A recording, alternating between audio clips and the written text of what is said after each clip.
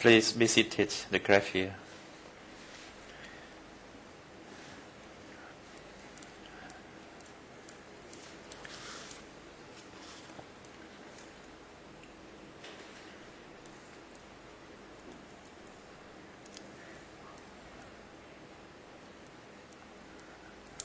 The President, the trial chamber resumes our proceedings.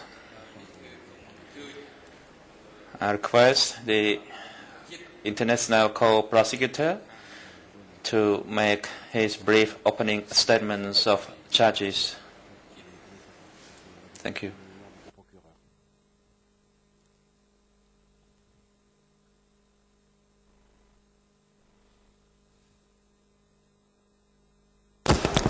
Learned councils, civil parties, people of Cambodia. I stand today with a deep sense of gratitude at the privilege of assisting you in finally bringing some justice to the thousands of victims of S-21.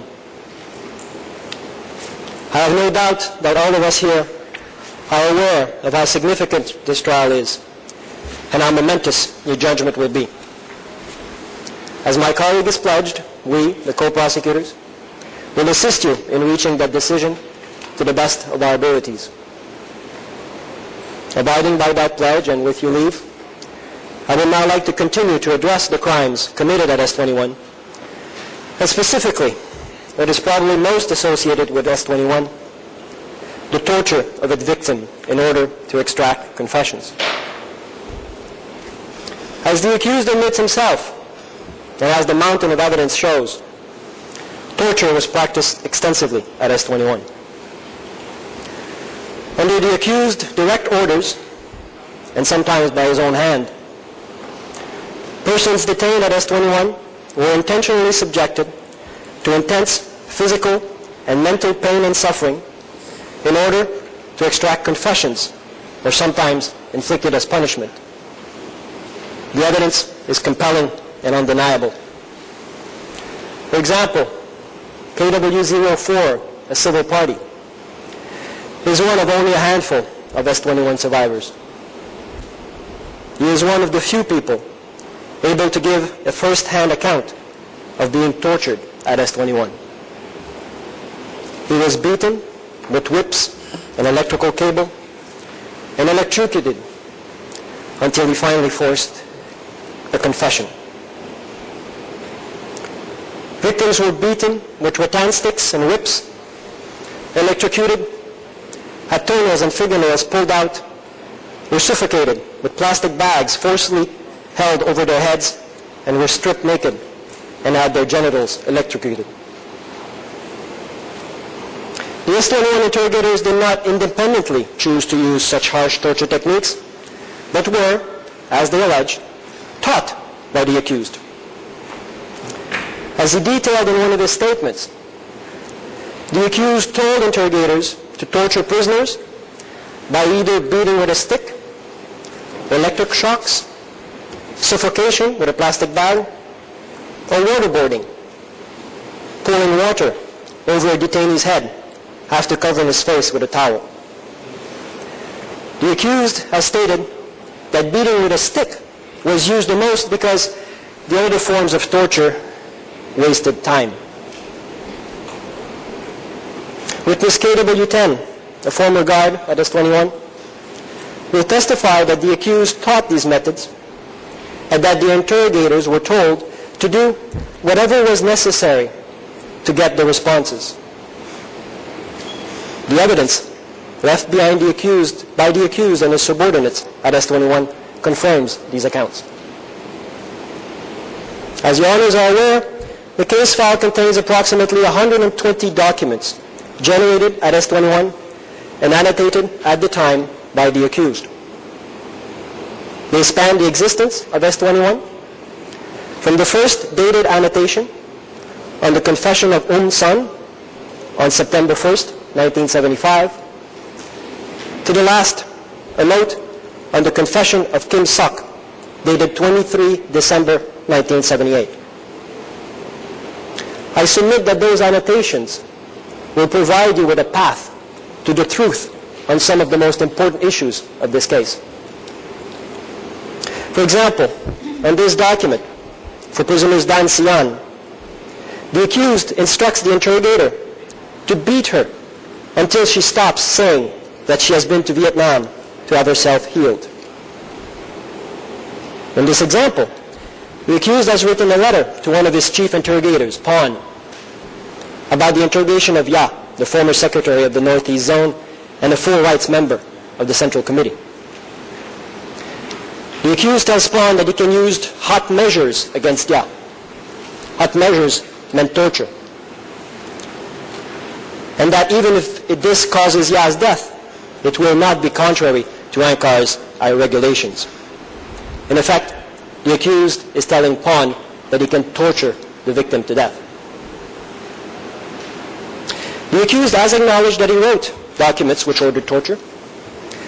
He claims, however, that in most instances, he was only writing down the decisions of his superiors as they were dictated to him.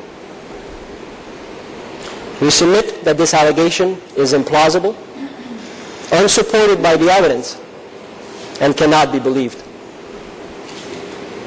I will expand on this point in a moment.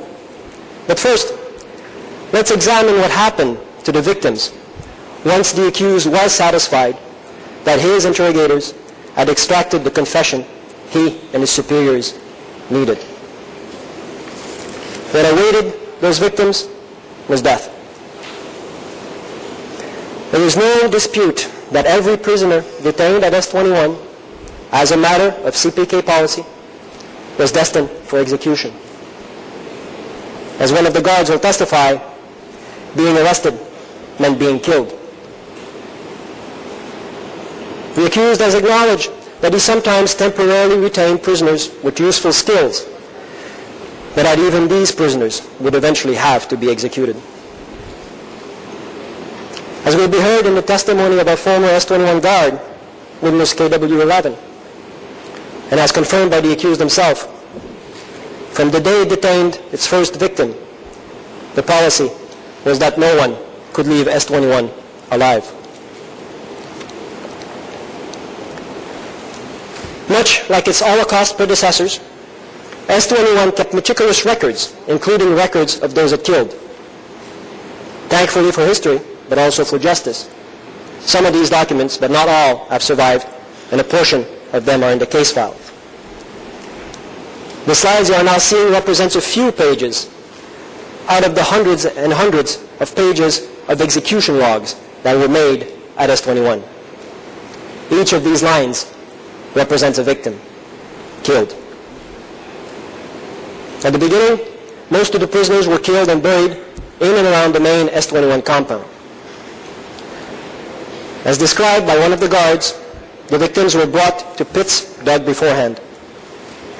There, they were killed by a blow to the base of the neck using steel clubs.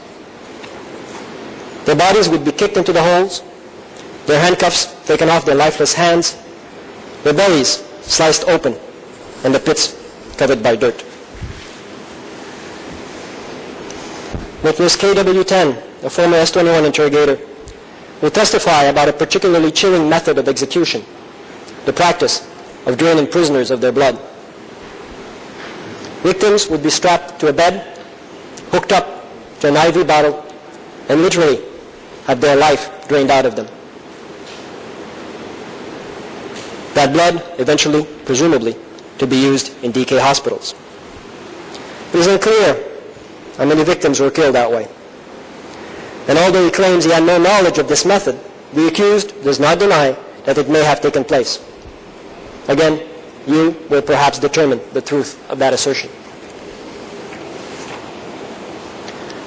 In early 1977, concerned about the possibility of disease caused by the large numbers of dead bodies buried around the main compound, the accused decided that he needed a new killing and burial ground. From then on, most of the victims of S21 were killed at a location called Chung Ike.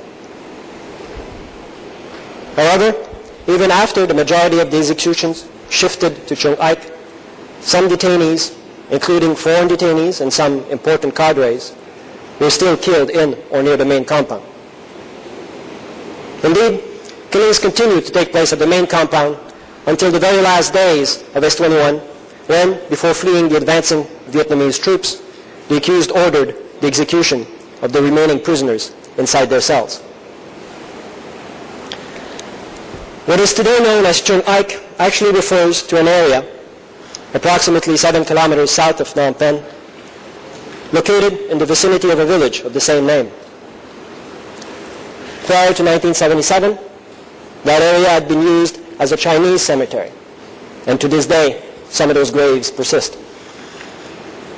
However, starting in early 1977, it became the main killing field for the victims of S-21. Over the next 2 years, by the thousands, prisoners from S-21 would be taken from their cells, blindfolded and handcuffed, and pushed into waiting trucks.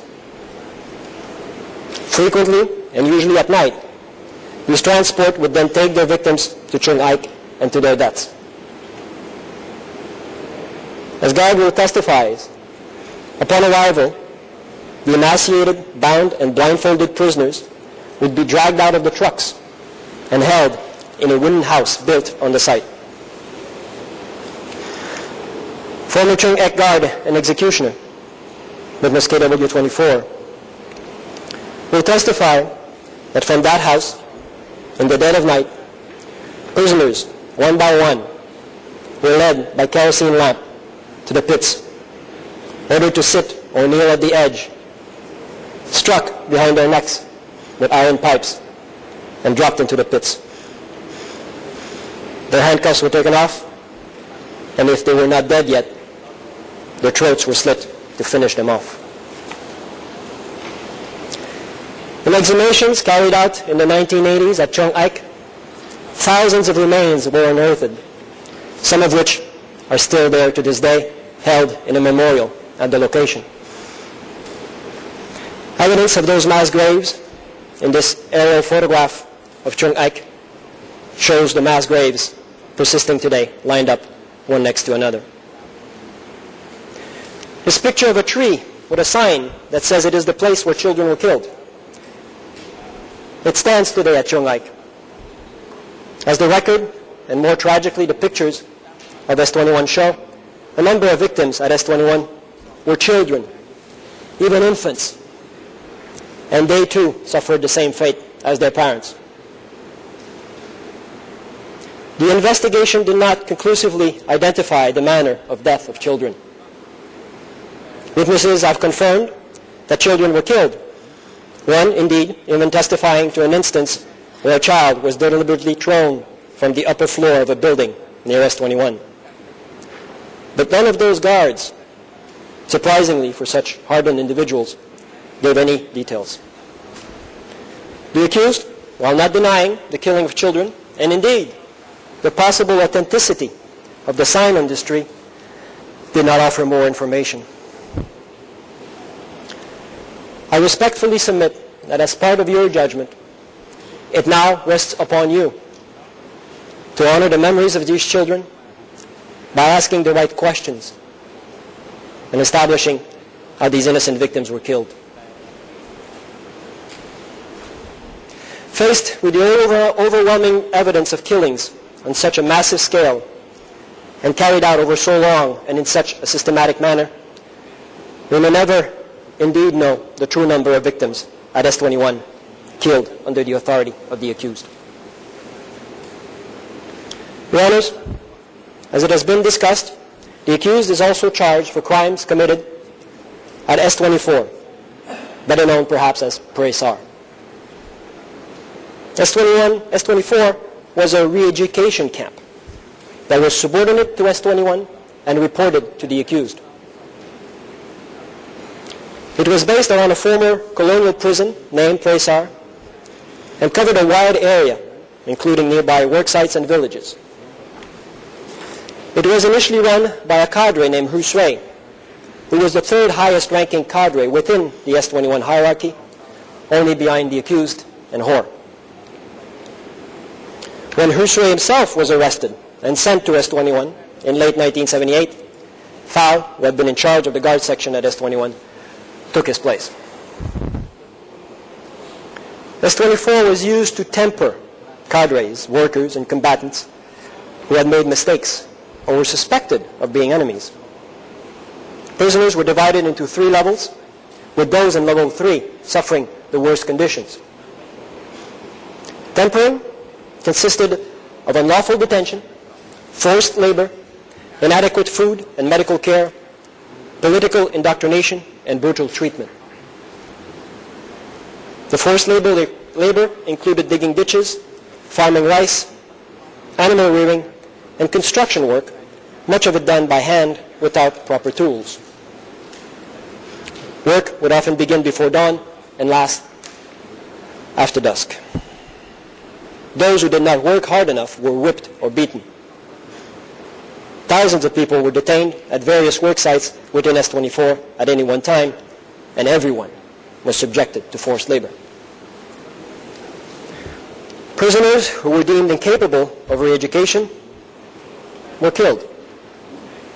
Trucks would come during the night, take them to S21 or to Chung Ike, never to return.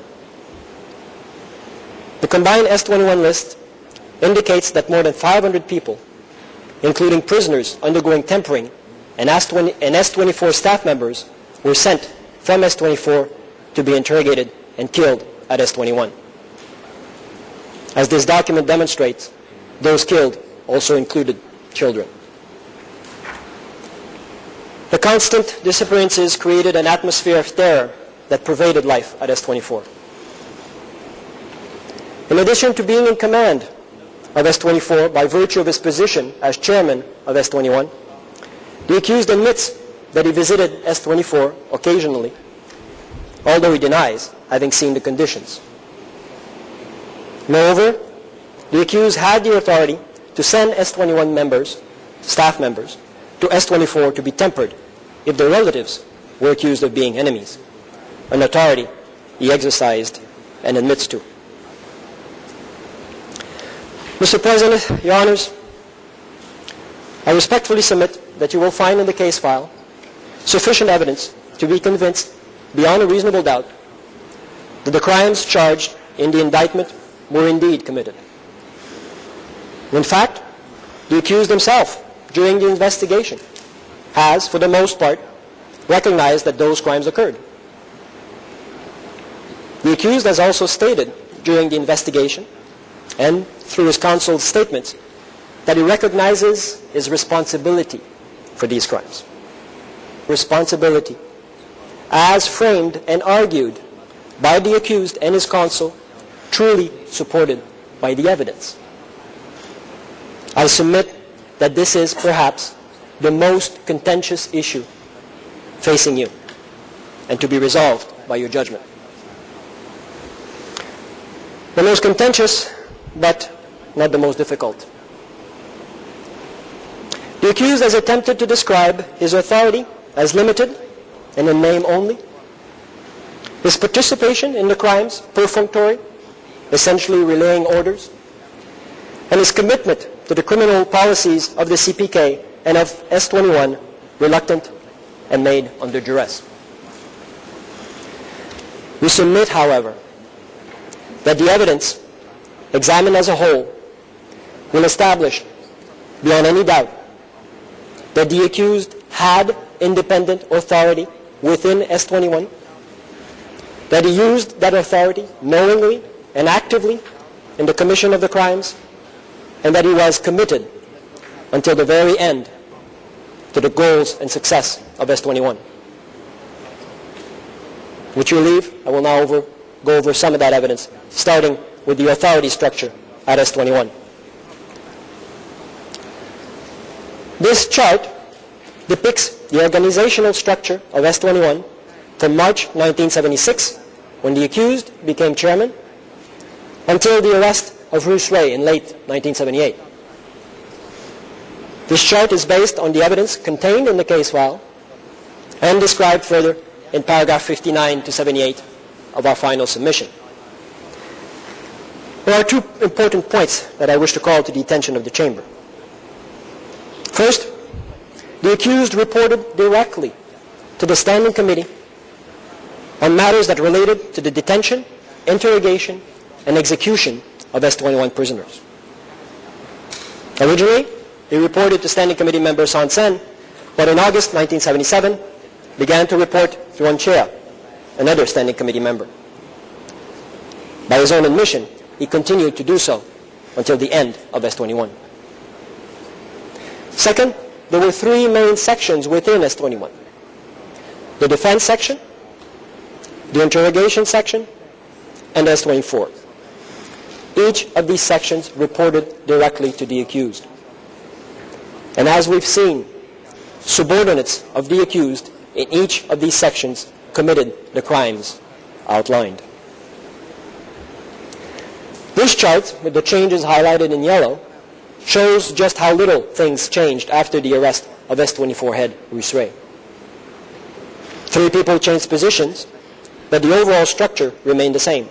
The important thing to note is that everyone still reported to the accused. As I said, these charts are based mainly on the testimony of former S-21 staff and, perhaps unsurprisingly, are different from the organizational charts that the accused has submitted into evidence during the investigation.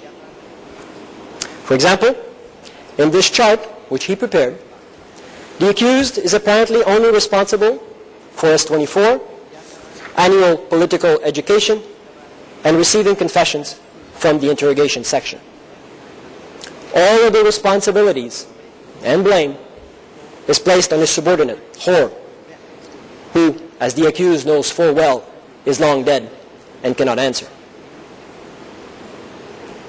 During the investigation, the accused did not deny that what he was describing amounted to little more than a chairman in theory. And indeed, he went as far as stating that during his tenure, he never grasped anything concretely. According to him, decisions about who to kill were allegedly made by Son Sen on Wan Chea and just passed through the accused's office, while the day-to-day decisions about the operation of S-21 were purportedly made by his subordinates. The accused claims to have done little more than read confessions all day in his office while crimes were being committed around him. We submit that this contention of the accused is unsupported by the evidence, and indeed, during the investigation, when confronted to by the evidence, the accused has had to acknowledge his true authority. However, as we submit, that acknowledgement still falls short of the truth. Let me draw your attention to some of that evidence that may help establish the truth. And, as is often the case, some of that best evidence comes from the accused accomplices.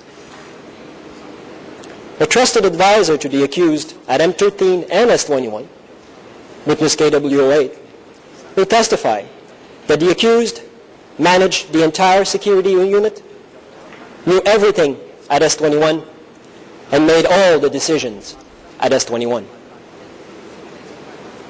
Interrogators will testify that the accused taught them the theory and practice of torture techniques, including directing them on what questions should be asked and what torture techniques to use in particular situations.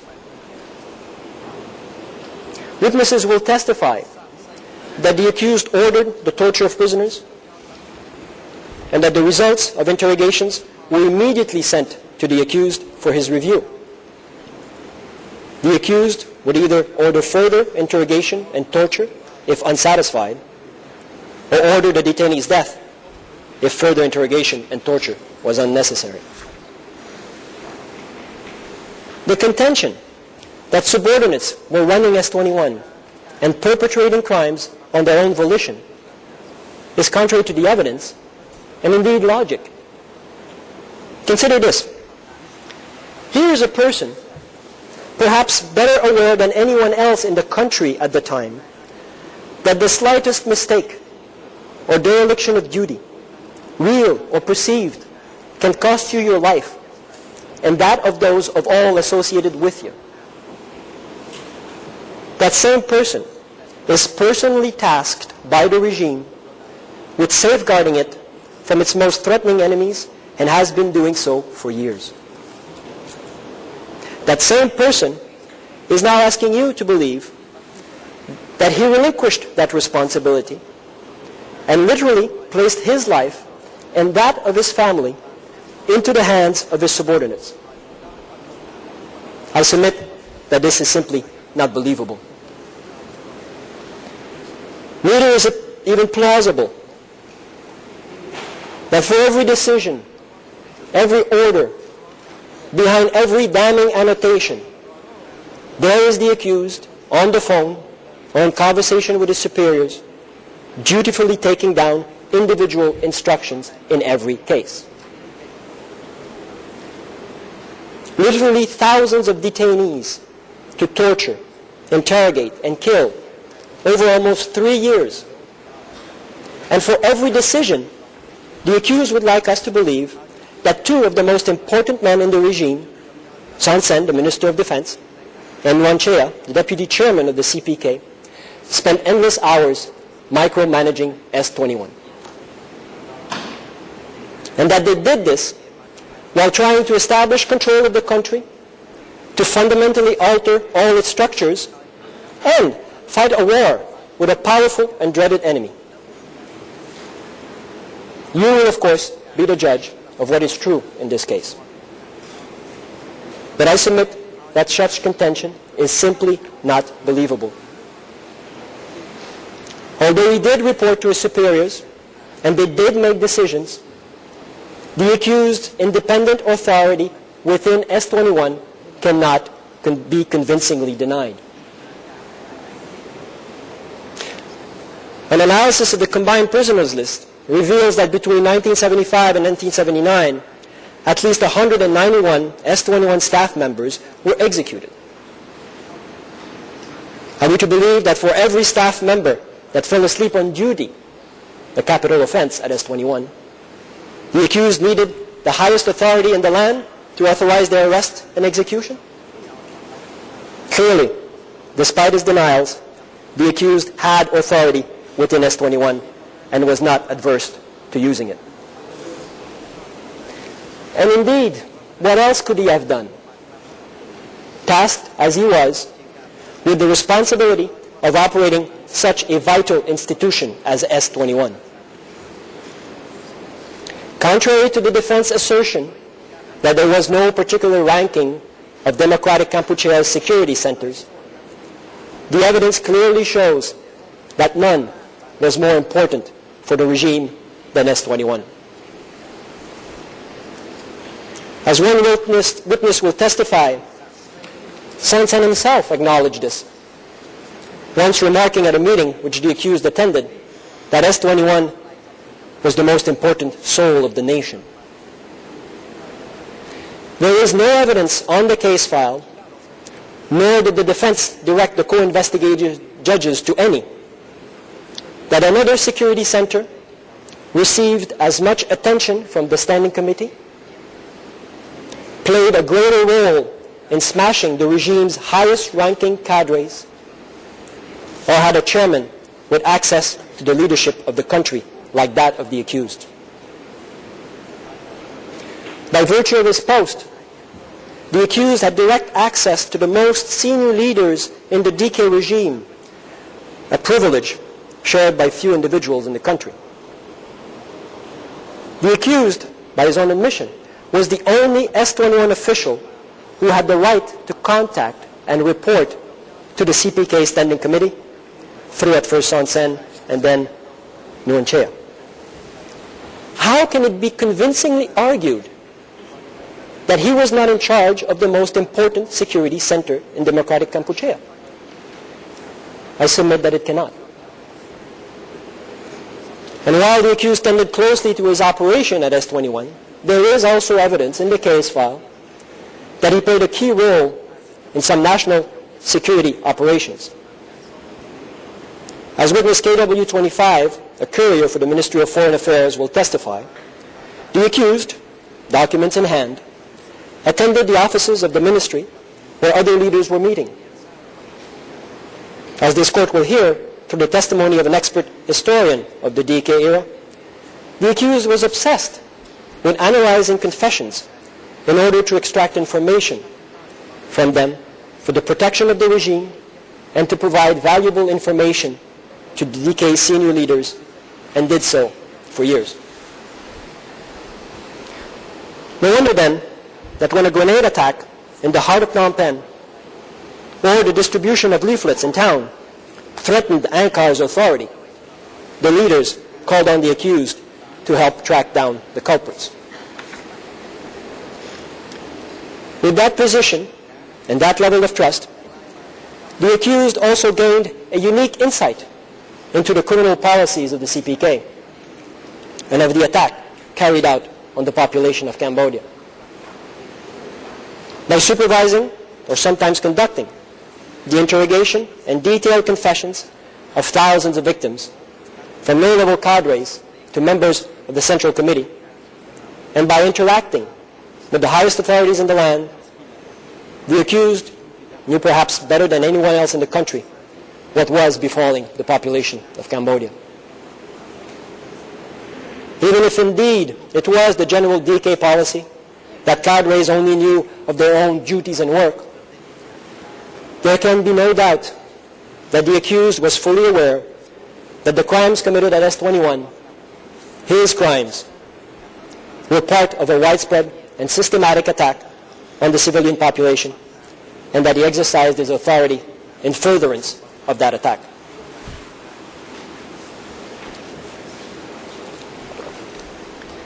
Monsieur le Président, Madame, Monsieur les juges, Mr. President, Your Honors,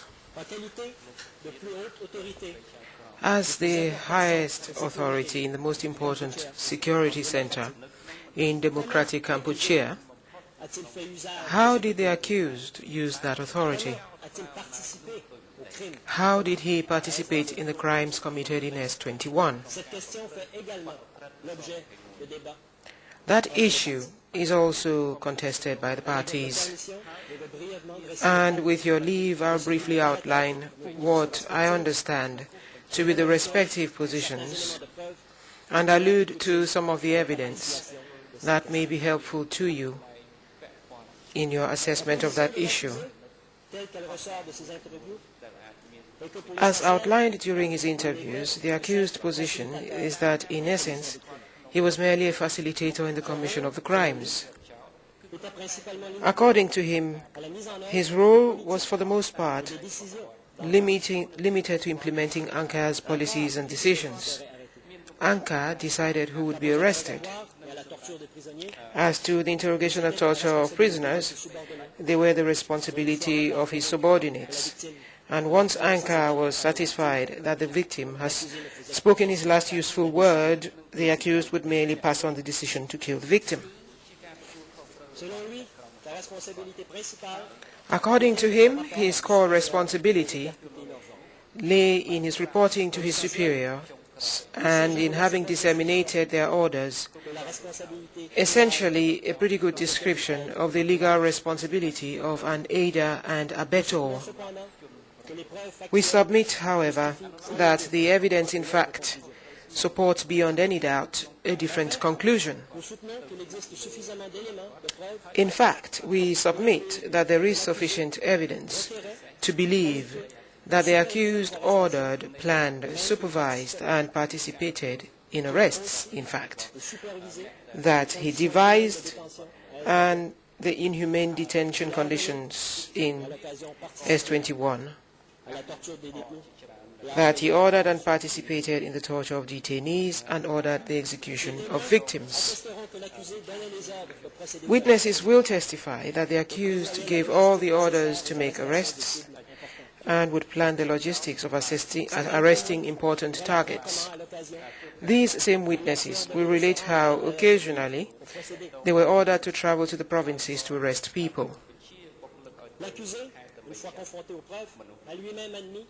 The accused, once confronted with the evidence, has even acknowledged to sending a subordinate to a military unit to smooth the way ahead of the mass arrest of its personnel. Finally, on some occasions, the accused personally arrested targets.